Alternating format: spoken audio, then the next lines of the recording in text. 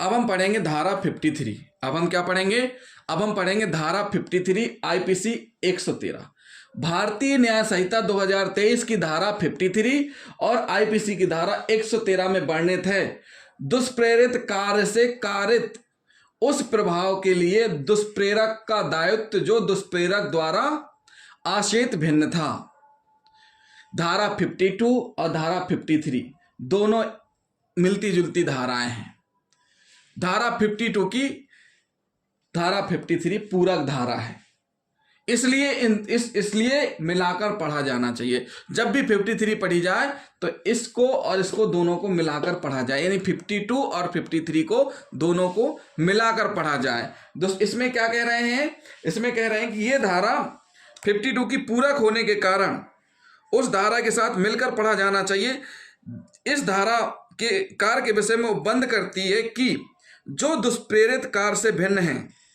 क्या है? जो दुष्प्रेरित कार्य से भिन्न है। जबकि यह धारा ऐसे मामले के संबंध में जिसमें किया गया कार्य वही है जिसका कि दुष्प्रेरण किया गया था, जिसका कि दुष्प्रेरण किया गया था, परंतु इसका प्रभाव भिन्न है, अर्थात उसका प्रभाव दुष्प्रेरक के आशय से भिन्न होता है। अर्थात का ने खा को उकसाकर दुष्प्रेरित किया कि गा को गंभीर चोट पहुंचाए। उकसाने के परिणाम स्वरूप खा गा को गंभीर चोट पहुंचाता है, जिस कारण गा की मृत्यु हो जाती है।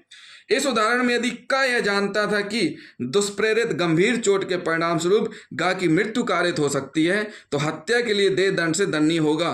परंतु यदि का को यह ज्ञात नहीं था कि दुष्प्रेरित गंभीर चोट से गा की मृत्यु हो सकती है तो उसे केवल गंभीर चोट के दुष्प्रेरण के लिए दंडित किया जाएगा, न कि हत्या के दुष्प्रेरण के लिए। राजवंत सिंह बनाम केरल राज्य के वाद में यह विनिश्चित किया गया कि अपराधकर्ता के कार्य के कारण दुष्प्रेरक द्वारा आशित परिणाम से भिन्न परिणाम निकलता है, तो यदि उस परिणाम की जानकारी या ज्ञान दुष्प्रेरक को था तो इस धारा के अनुसार दंडित किया जाएगा। उदाहरण के लिए दुष्प्रेरक का है, खा को उकसाता है कि या को घोर उपहति के लिए। दुष्प्रेरक कौन है? का। किसको उकसा रहा? खा को। का दुष्प्रेरणा दे रहा है खा को कि या की घोर उपहति कर दो, मतलब या को चोट पहुंचा दो। अब खा ने क्या किया? खा ने चोट पहुंचाई, लेकिन चोट ऐसी जगह पहुंचा दी कि जिससे या की मृत्यु हो गई। क्या हो गई? मृत्यु हो गई, जिससे दो अपराध हुए, एक तो उसको उपहति भी पहुंची, दूसरी हत्या भी हो गई।